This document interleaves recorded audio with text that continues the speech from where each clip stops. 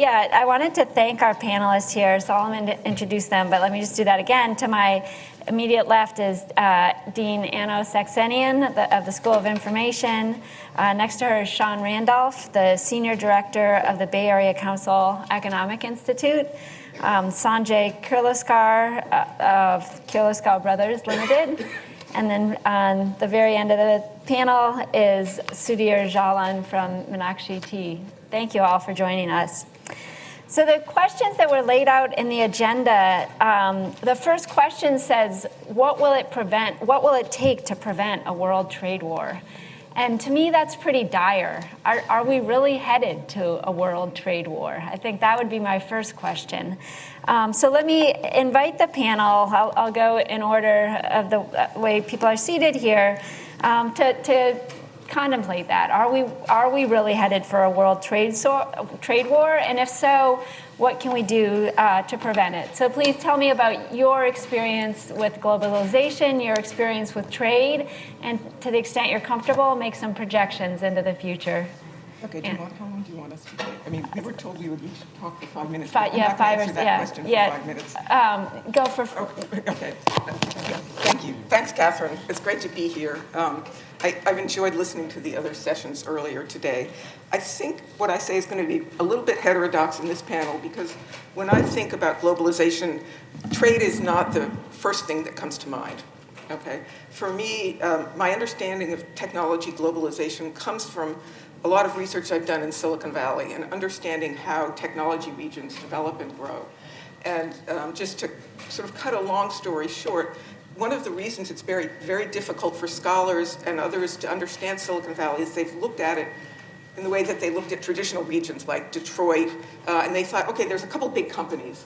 And in fact, the dynamism of Silicon Valley is rooted in its decentralization and its very complex networks of people, of ideas, of money that interchange really, it's not visible at the surface, but it's below the surface.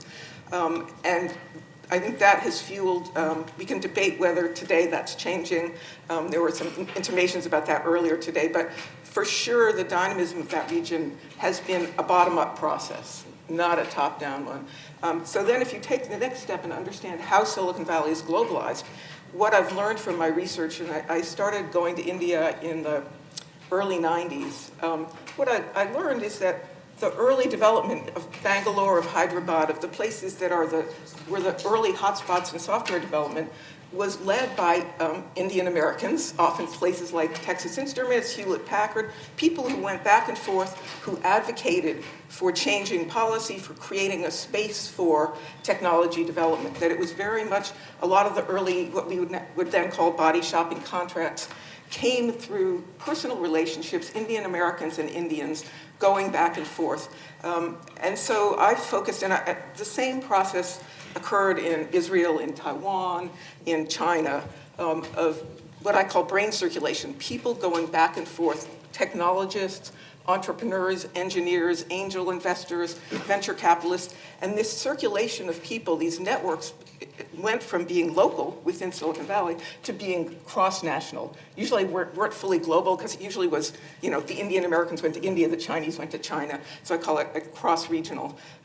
Okay, so if that's what I see as the dynamism behind globalization, the fact that we may well be entering a trade war, which I think it's possible because of our current president,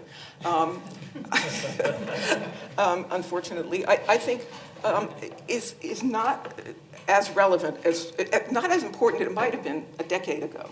I think that we ought to focus on really promoting the kind of learning and collaboration that goes on between individuals, between regions, because that's really where a lot of the way the global economy has developed rests on that, regional decentralization and connections between these nodes, people-to-people connections. Now, lots of people, it's lots of people going back and forth lots of times, so it's very hard to trace. It's not like I can take a multinational and study its footprint around the world. So it makes this very complicated as a scholar. But I think that allows a much richer flow of ideas and of upgrading in both places. So a lot of my research suggests that there's mutual upgrading between regions through this process. That Silicon Valley has actually, because India became so good at doing software development, large-scale software development, US kind of just gave up on it, just like they gave up on manufacturing when China sort of moved in and perfected it. And so you've seen an emerging global division of labor. Silicon Valley remains, the place where the new markets are best understood, where architectures are defined, where new products are defined. But we know a lot of the development is going on in India. Manufacturing is in China, and so forth. So I'd just like to refocus our attention away from trade a bit, even if my panelists will return to it, and suggest that that's another avenue to think about globalization. It's also very consistent with what we heard from Solomon this morning and from Vivek Wadhwa, which is that because of the technology, these things don't need to be top down. People first is actually also something, can be a much less state-led process. It can be a bottom-up process if you conceptualize it this way. Thank you. Great, thank you. Yeah, so hard to put barriers on trade and ideas, maybe. Yeah. Okay. And capital, you can. But. So coming back to the idea of trade wars, so bilateral trade, investment, economic, immigration relationships all have a context, and so what happens between the U.S. and India has a context. It's become more challenging, let's say, in the last couple of years, and certainly more complex, with the different policy shifts we're seeing in Washington right now. So do I think we're going into a global trade war? Not necessarily. I think the way we seem to be going under President Trump's leadership is he seems not to believe in multilateral agreements or negotiations because they limit U.S. sovereignty and limit U.S. negotiating flexibility. Maybe great if you're buying and selling buildings, but globally that may be a different world. But I think that's the way he approaches it. So I think what we are seeing is probably a conscious attempt to unthread or partially dismantle the global trade and investment system that's been built up over the last 70 years, since World War II. So much emphasis has been, I think, appropriately put on multilateral institutions, multilateral trade and investment agreements, collaborations, things of that nature. And I think we're seeing those being pulled apart in favor of a series of one-off bilateral discussions or negotiations where the spirit seems to be you can bludgeon or you can maneuver your party if you're talking to them directly as the U.S. rather than in a group of people. So I think that's more where we're going. On the trade stuff, presumably they'll make a deal with somebody. They'll make a deal with the EU, they make a deal with Canada, with Mexico, and with everybody else out there. I think the question is, so this will end at some point, but the question is, what's left after that of the structure we've all pretty much grown up in that has really been designed to facilitate international and multilateral cooperation on a number of different levels. There are, I think, positive things to be said then, so leaving aside trade war, no, probably not at the end of the day, that there is, India kind of has a different context with the U.S., and this has been true for many, many decades to a degree, but China is always in the background, and we're seeing perhaps a drawing more closely together of the U.S. and India around certain things like defense, other issues to come. So I think we need to look at the India dialogue on its own terms, apart from the rest of the context, but acknowledging all the complexities that touch on it. Then I would agree also with Anna, though, that it's not all about trade, that you would put something in an airplane or put it on a ship and move it back and forth. That so much of what happens that's technology enabled happens despite all that, or parallel to all of that. It's not affected that directly by governmental policies at all. There is the exchange of people, and of course immigration policies can affect that. So we need to keep an eye out for that. But so much of the international exchanges between sectors through global supply chains, which are also under threat right now, but it's more the technology-enabled exchanges between especially cities and regions and states and countries where there's mutual interest, where Silicon Valley is a major global hub. It's the premier global club for technology and innovation and entrepreneurship. Other companies such as India come into play on that stage, and we connect around the world based on where the best capacity is for manufacturing and for human capital pools. So I think that really promises, just on a fundamental level, a lot of opportunity with India, notwithstanding the politics we're seeing around international trade generally. Great, thank you. Thanks. So you participate in trade. Yeah, we do. I come from India, so I'll go back 2,000 years. Yeah, not just Silicon Valley. But I guess as long as man's been around and has had needs and desires, there has been trade. And if you go back 2,000 years ago, Roman coins have been found on the eastern coast of India. Why? Because, That's cool. people would come for muslin, for spices. And even then, the Roman senators were complaining about gold and silver moving east. So while the world has changed, it still remains the same, right? We see that with China. A lot of complaints about the number of dollars that are held by China. But, my take of what's been happening, I've been working for the last 3 decades, and I'm in the manufacturing business. So sometimes I wonder about how I'm going to stay relevant, and I don't really know what's going on in Silicon Valley, though I know it would be very useful for me. But, the West has pushed for opening up of markets, for investment into the developing world, while we've been resisting that, and also asking for mobility of labor. And I think that's one of the problems, even now, the immigration policies that you see. So I run a company which is in a rural area, and it's probably like an anchor company. There's no one else over there. And I can well imagine what happens when a company like that moves out. And I think that's what's led to Trump. Many US companies have moved out. And I hope I don't sound like a socialist, but I think socialism is not that unpopular here now. It depends who you talk to. Right? So, I think what the US and the West tried to do for the last 50 years is try to have trading rules or global trading rules. And after Second World War, the US was in a much stronger position. To a certain extent, could have its way with the Marshall Plan or even otherwise. And now things are a little different. The relative strengths of different blocs and different economies, they're quite strong compared to the US, I think. Europe is as big as the US. China is maybe half the size of the US. And so it's going to be very interesting how things move forward.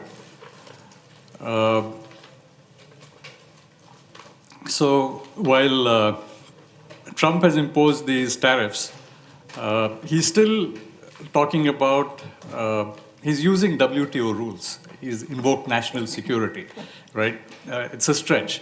But I think the other side is also trying to do the same by saying they want to retaliate to protect their domestic industry. So, you have a situation where both are trying to play by the rules of the WTO, and therefore, whether a trade war is imminent, your guess is as good as mine.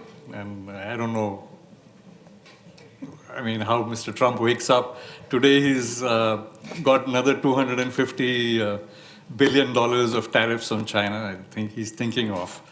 So to that, I think we also have to consider what is happening in Silicon Valley.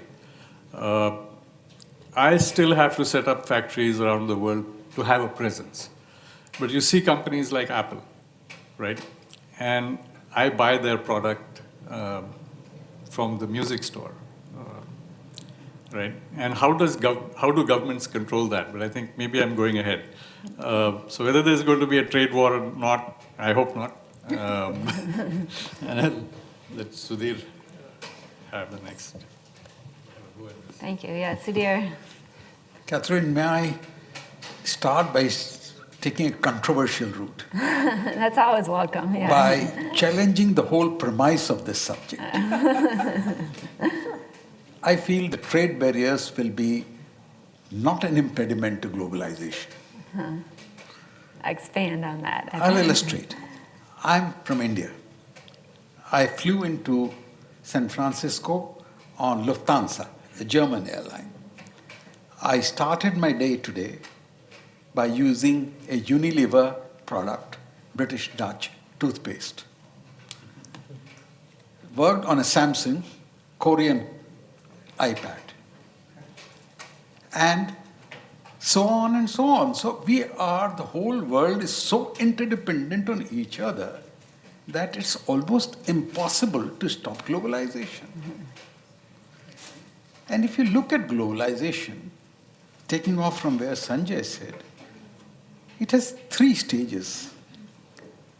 The first time was, according to me, probably when Columbus discovered America, I think 1492. The whole world shrunk from large to medium because people started trading spices and others, many items. But it was countries which were involved in this. 1492 to 1800. Second stage was 1800 to 2000 with the Industrial Revolution, the railroad, the steam engine, communications, everything.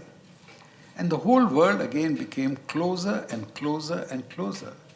And became from a medium scale to a small scale. Everything shrunk. And from the year 2000 to the present time, and continuing, is the digitization, the internet, whether it's Google, whatever you have. The whole world is being shrunk from small to tiny. So the whole world is globalizing and yet becoming tiny. So everything is so interlinked. Can you imagine Silicon Valley existing without Bangalore? Or the other way around? Can we survive for even few years with any country, however insulated it may be, on its own? Can we have an iron curtain like the Russian type? Can we bring back the Berlin Wall? Certainly not. And there will be impediments to globalization. We are not the Depression, the 2 world wars, they were all impediments to globalization. And yet we came through. And this is, according to me, the trade barriers of Mr. Trump, of course, not very desirable according to me, but are a small blip. They will go away. Either they will be faced with counter-resistance of such vehemence from all the countries of the world, because he has taken on the entire world. It's not one country that he will have to go back. He's a businessman. He makes aggressive moves, withdraws. Makes aggressive move, withdraws. So I'm not too bothered about the trade barriers. India will be affected for some. It will gain some. Because, say, if you have higher trade barriers with China, maybe you'll import more from India. So I'm an optimist always that there is an opportunity. New frontiers will open. Thank you. So it's relentless. Yeah, I like that perspective, unstoppable. And taking off on your description of your day and the number of products that you engaged with, it brings to mind, I've been doing work at a solar microgrid provider, and so I've spent time in rural Rajasthan, and people have Samsung phones and Unilever toothpaste and solar panels built by the Chinese. And so I want to bring the discussion a bit to thinking about the base of the pyramid in India and how globalization and trade is affecting the base of the pyramid. Yes, as Sanjay mentioned, the U.S. is experiencing job loss and manufacturing plants shutting down. Are they opening in India, and India is gaining? The base of the pyramid is gaining, or what is it? Is it not kind of homogeneous? Are there different experiences? Can we speak a bit about what's happening to say the lower third of the population in India as a result of globalization.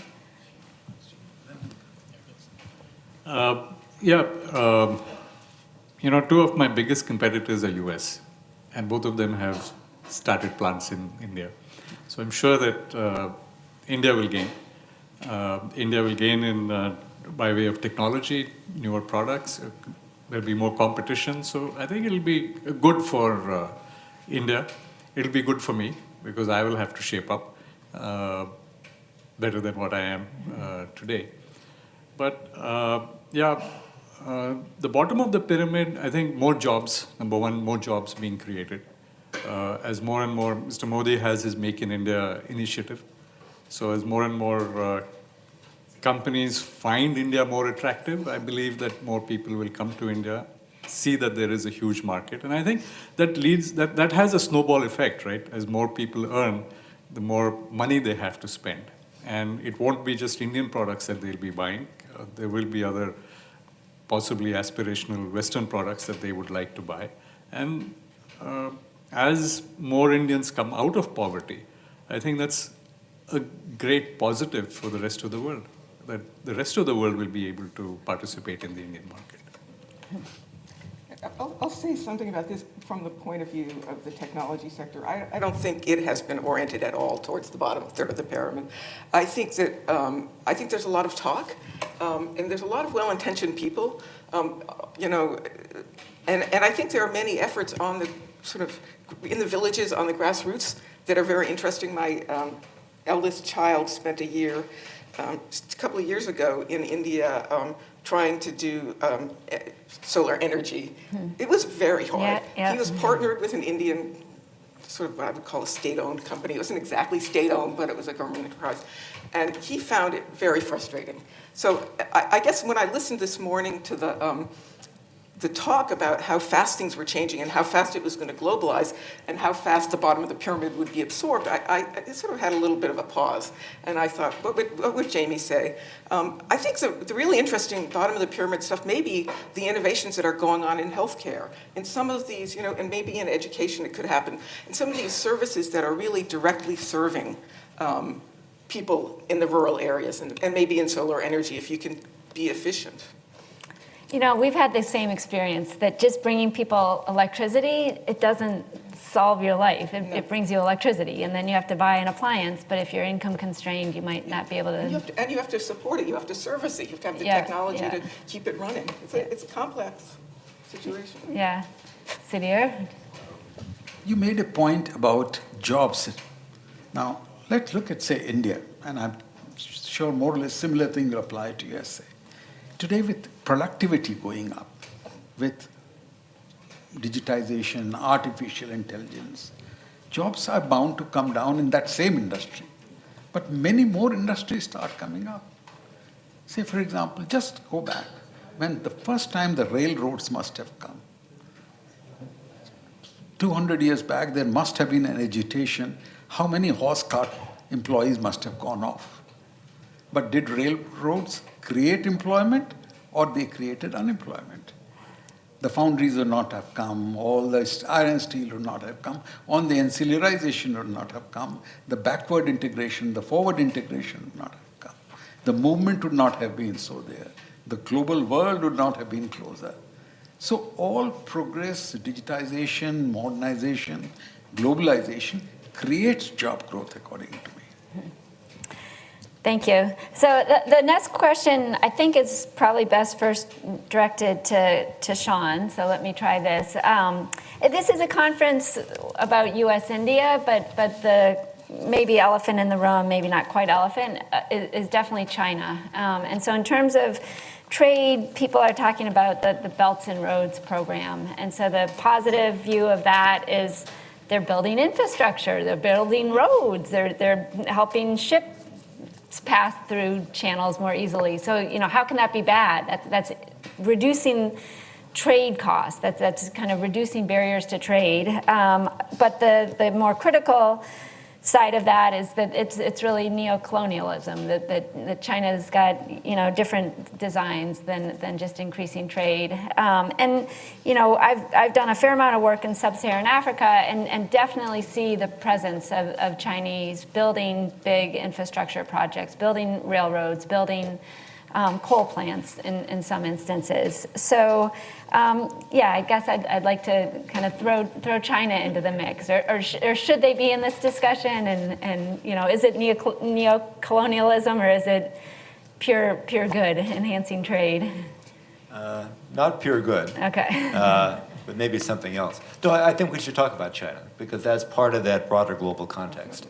So whatever we're talking about with India, at some point it's going to touch on one of these non-Indian, non-U.S. issues. So with China, if you, just to take Belt and Road, the Chinese government clearly has a vision, and you got to give them credit. This is a long-term vision, a really big play.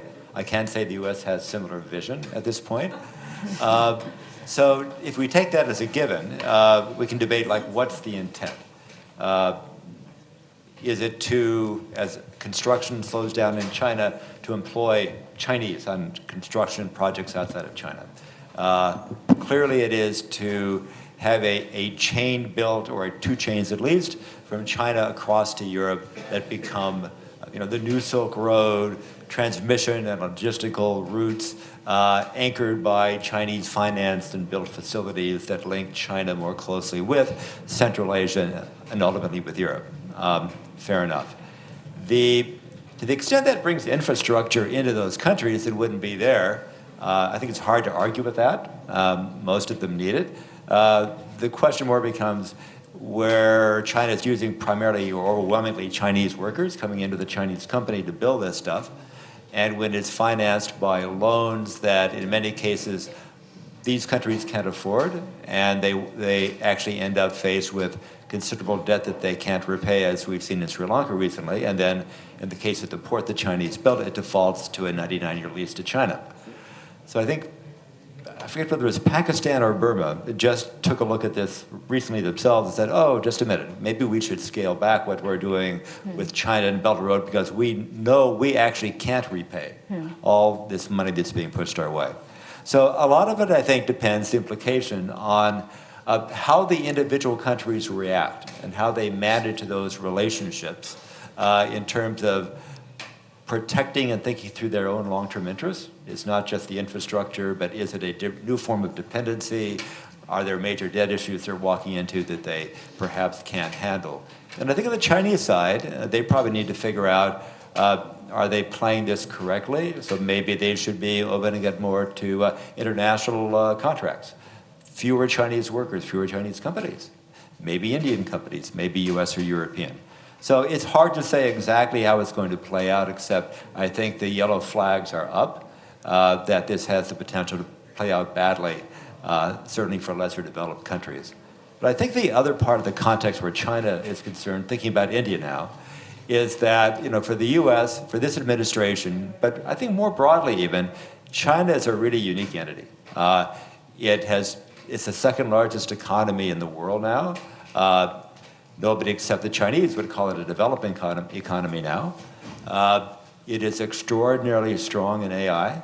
It has highly focused, articulated policies around technology with the articulated aim to be the dominant or a major global leader in a wider range of technologies over a fairly short period of time. It's investing enormous amount of government financial resources in this. So half the venture capital invested in China is actually government money. And not to mention the other investment in science and other things. So where that, I guess, raises big yellow flags in the US now is the concern that if China is advancing technologically, if it's protecting its market, a variety of things that are being debated now, it's not the same as if that was happening in France. You know, China's a different entity on the global stage, and what they do has strategic implications for the US, major technological implications in terms of global competition, if what they achieve is not done through what we would consider to be a fair method that abides by global standards, WTO rules, things like that. So where India comes in, I think India will probably benefit from that because India is, forget what administration, this administration or the last, it doesn't matter. It's recognized as a democracy, recognized as being different from the US. It is history, but sharing certain values together as democracies and mutual respect in that sense, and not being a threat to the U.S. You could be in a certain company and be really challenged by competitive industry, but I don't think India is or will be ever considered a threat, potentially strategically in the way that China is. So I think we're seeing the Trump administration sort of increasing its focus on India as a very big Asian country, potentially a strategic partner of sorts. Certainly more closely aligned with us in the U.S. than with China. And that kind of opens the door, I think, to doing some new and creative things with India. Now, those things should happen notwithstanding whatever's happening with China. But I think, nevertheless, the issues that are increasing between the U.S. and China right now are ultimately playing to the benefit of the U.S. relationship with India if it's managed well. Sudhir or Sanjay, I'd be very curious to get your perspectives. I don't do any business with China, but I think you have to look at it from Even China's point even of view. Chinese in India, like I don't. I Okay. mean, I'm too scared of them. They might copy technology or whatever. But you have to look at the way China sees itself. I mean, the Middle Kingdom, right? They look down upon everyone else for most of human history. And they're doing things, they have a long-term vision, like you said. They know exactly, I think, where they want to be. They have the money to do it. And who is helping them? I mean, Okay. from my point of view, it's the West. I mean, who's setting up jet engine factories in China? It's GE. Who's building planes in China? It's Airbus. And China has figured out the way to get people to do what it wants. I mean, so many of my competitors have plants in China, and they complain all the time about their technology being stolen, and it's been going on for decades, and yet they want to be there. You've heard complaints about Indian IP rules, right? But I believe Indian companies behave far more honorably with IP than the Chinese companies. So China is growing at its own pace. What happens to other countries, I don't think is their problem as long as it gets what it wants. And building this one belt, one road, I think India is one of the few countries that has opposed it. But if you look at what the British did in India, I mean, if you ask any Englishman, what did you leave behind? And they can only talk about the English language, the game of cricket, and the railroad, right? And what was the railroad built for? It was to build, and the bureaucracy, the steel frame. But the railroad was built to take resources out of India to the ports. So, is it neo-colonialism? Possibly. I don't think it's anything but self-interest as far as China is concerned. But if they want it and they have the ability to do it, isn't that what the US did? Isn't that what any of us would do if we had seize the opportunity. the means to? Can I just add to that the role of U.S. companies in China? So I think all of them, all the big ones, are in this dilemma. And you go behind closed doors, and what they're talking about is it is really hard to resist the China market. It is huge. It is growing really fast. And there's innovation happening there that they want to be close to and part of. And so it's so hard for them to stand aside.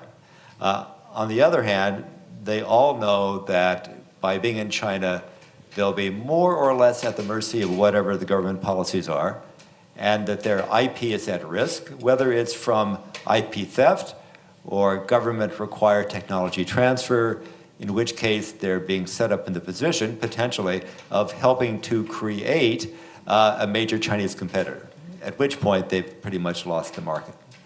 So they're all weighing that, like, can we stay in China or go into China and do it in a way that we protect our core IP and participate in the market and preserve a long-term position rather than just a short-term benefit.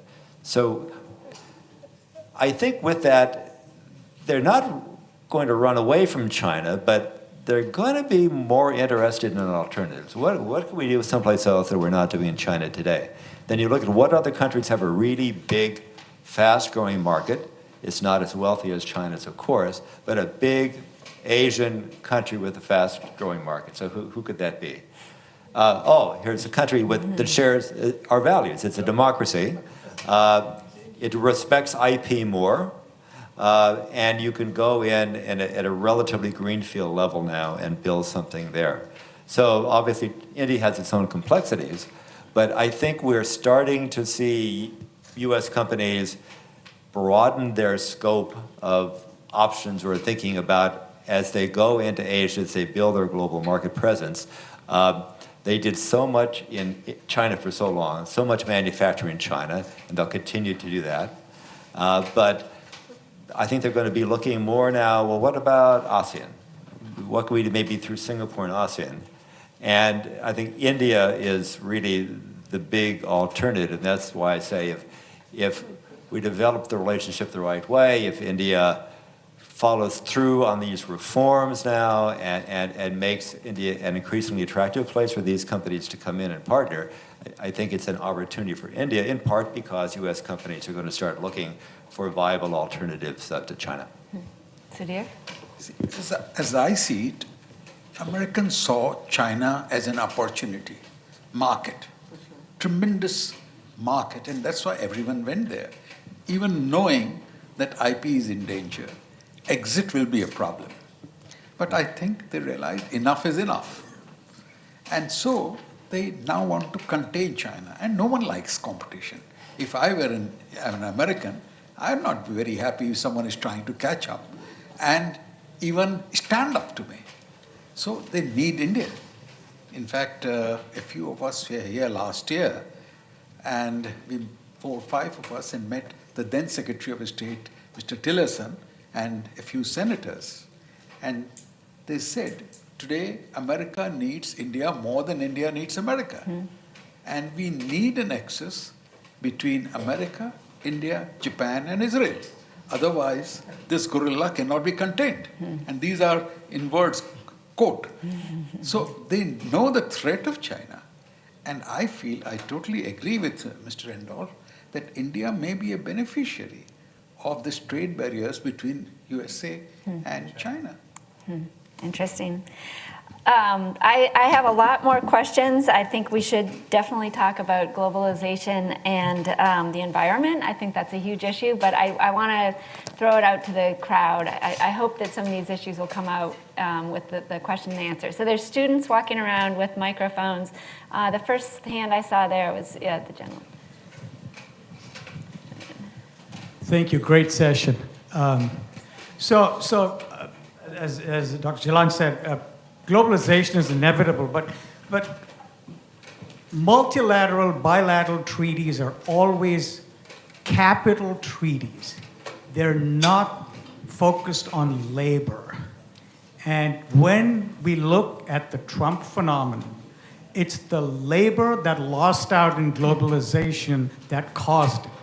All the treaties, every time we talk about a globalization treaty, it's always about what's the most efficient way to work the treaty as far as capital output is concerned. Labor is never at the table. And I'm not trying to sound socialist, but I'm just trying. And when you look at mobility, we talk about the mobility of IP, mobility of capital. The most immobile part of the whole story is labor. Labor is immobile. And so my question to the panel is, how do we bring labor into the conversation? Because globalization is inevitable. We do want it. We'll eventually get to it. But how do we just expand the conversation from just capital and add labor as well into it? Go ahead, Anna. That's a hard one. I mean, if you think about the labor movement in the U.S., it has sort of declined. Membership has continued to decline. And it's hard to imagine it resurging in its current form. I mean, there are some of us who are hopeful that it might come back in some other form at some point, in a different form than the traditional, AFL-CIO, whatever. But I think that unless there's some organizational structure that can support labor to articulate its voice, I don't know how that can happen. Sometimes I get, this is my naive idealism speaking right now, but I also think that the sort of capital labor thing may be the wrong categories for us to think about for the 21st century. And that if you look at what's happening in Silicon Valley today, one of the things you're seeing is engineers who, are they capital or are they labor? I don't know. They'll go off and start a company and they're capital, but maybe if they're working for Google, they're capital, they're labor. I mean, but then you have these people inside of the company who are protesting about policy. They're saying, we don't want to do business with the Defense Department. We don't want to, be doing unethical things. So maybe there's some new mobilization that could happen. I don't think this is a short-term thing. Around people who have strong ethical commitments, and it will include, it may not look like the traditional labor movement that we saw in the US in the 20th century, the manufacturing workers or the workers in the coal mines, but it could be a new thing. So I think that's the only place I can imagine this happening. I think on the labor question, when the U.S., the first big multilateral agreement we had was NAFTA, 25 years or so ago. So at that point, the labor issue, along with the environmental topic, was sort of an afterthought. They weren't designed into the agreement, so they were kind of side agreements. And they addressed it, but that was an issue that this is not built into the agreement. Subsequently, as the U.S. has done sequential free trade agreements with many, many other countries, I think we have maybe 14 altogether now, the labor clauses have been built progressively deeper into the core agreements. So in the, whatever its current state may be today, the renegotiated agreement with Mexico that may be part of an updated NAFTA, the labor terms are part of the core agreement. They're not a side agreement.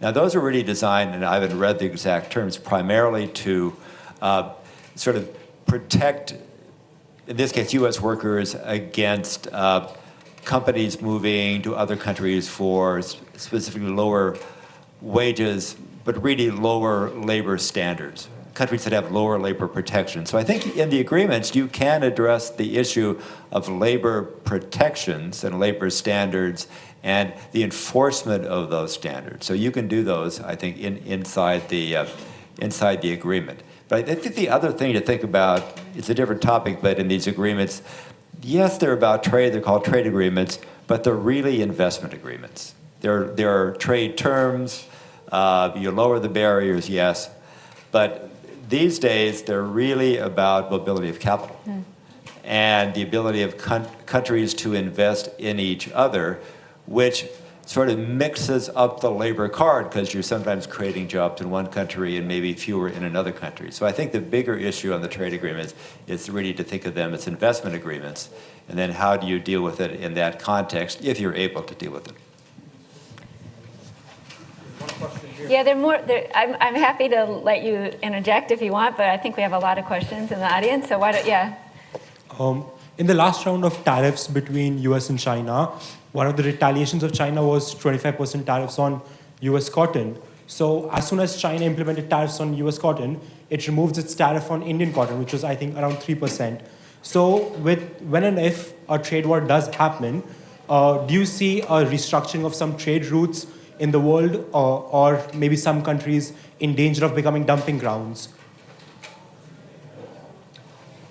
Well, I wouldn't use the term dumping grounds, but certainly to the extent that things that are being moved around through trade are commodities, you can shift those around.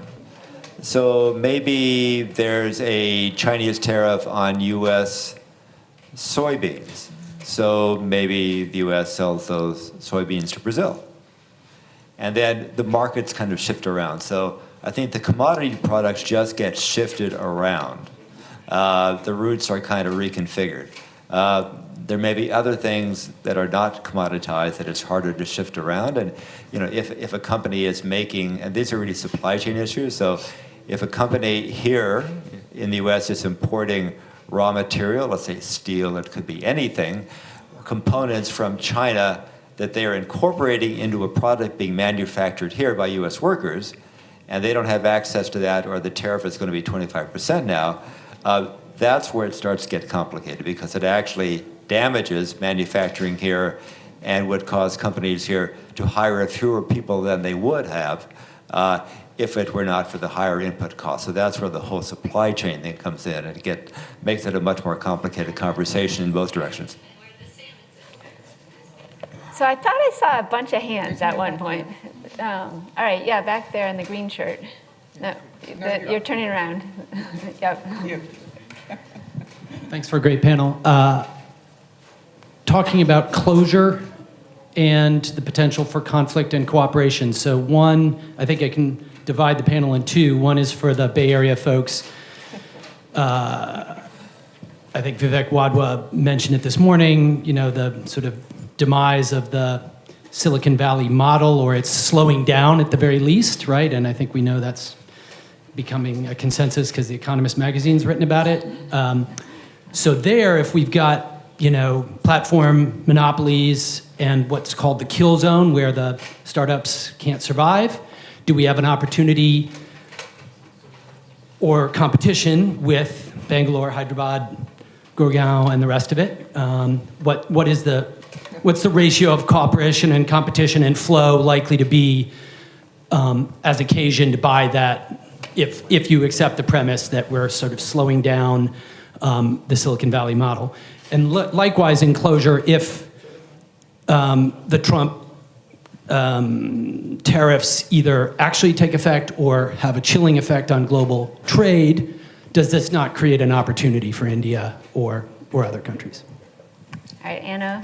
Okay. On the Silicon Valley model, since I was quoted in that Economist article as saying it had peaked, I wouldn't write off Silicon Valley yet. I mean, I think the thing, it's not a slowing down that I see. The thing that I do worry about is these big companies that are sort of becoming anti-competitive, that are being challenged for all sorts of practices with the data, with privacy. So I think the question is, will that ultimately slow down the entrepreneurial process? It might, but we've been proven wrong many times about Silicon Valley. One of the things that has always distinguished it is crisis after crisis, people predict it's dead, and then it recombines and revitalizes itself. I think it's still the deepest pool of skilled labor and sort of savvy capital about technology in the world. It certainly surpasses China, anything I've seen in Taiwan or Israel or India. So don't write it off yet. On the other hand, the story that I told earlier is about Silicon Valley becoming global by building networks and partnerships around the world. And so that will continue, and that will continue to, its relative decline relative to other centers in the world. And I think there are many opportunities for the world. I think the opportunity for India or other places, the opportunities are actually always there. It's just a matter of partnering and sort of figure out ways to strategically partner, finding shared problems to solve, shared products, shared needs, and making that happen. I think the places that are left behind now, they're not left behind, they're left behind because of institutional problems in their own markets. So my grandparents were from Armenia, right? Little country in the middle of the Caucasus. They keep trying to be a technology region, as does everybody. But it's been the most corrupt place in the world until very recently. So it's just not going to happen. I think India, as it cleans up what it's doing, you have the skill base, you have a lot of the technology. I think the opportunities are there for India to lose, not the opposite. So India could easily start to make a mark in many markets, whether it's healthcare or whatever. So Sanjay or Sudhir, I think the second half of the question was directed for you. I think Trump creating, if the Trump tariffs do come in, then I think there are huge opportunities for India, like you said, but we have to grab them. I mean, if there's tariffs on Chinese steel, then India can come in. If China puts tariffs on US soybean, India can supply China. There are going to be opportunities for any large economy. It's not only India, but I think, like you said, everything will, stabilize itself over a period of time. I mean, even the TPP that Trump walked out of, I think Japan, Australia, they're moving ahead Yeah. without the US. So the world will go on. Another great opportunity comes if the Chinese market looks like getting closed to the Americans. They would like to tap the Indian market. So they will try and bring new technology to India. So put up joint ventures in India. So the technology which China was getting will now start coming to India. Huh. Interesting. I think on the Silicon Valley's future question, I agree completely with Anno, that there have been, it's a wonderful media topic. Every 5 or 10 years, there's some article saying, California dream is dead. Silicon Valley is dead. Past tense, forget it. Hasn't happened yet. It keeps coming back in some new way. And what I see is actually, because I try to monitor this, an accelerating inflow of entrepreneurs coming here from other parts of the world, of overseas governments and private organizations opening more and more incubators and accelerators here, and more overseas headquartered corporations opening innovation offices here. So I think the tide is actually coming in.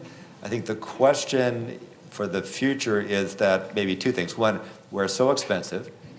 Do we get to a point where we just price ourselves out of the market because we're just so expensive to hire engineers? But the other is that we really are like the center of a global innovation network with various hubs, all of which are places with unique advantages of their own, but usually very distinctive, strong pools of talent, of human capital. And they interconnect, and that human capital goes back and forth, and the investment goes back and forth. So I think we'll be looking over time, but not Silicon Valley diminishing, but remaining at the center of this global complex, but being the center of a larger, more diversified networks of countries and cities around the world that have similarities, similar needs, similar resources, but that are complementary in various ways and will continue to exchange people and investment. All right. I'm getting the timeout signal. So let me just make one final comment. Human capital relies on great universities, so hopefully Berkeley can contribute to the human capital formation in Silicon Valley. But please join me in thanking the panel. This has been really fun. Thank you.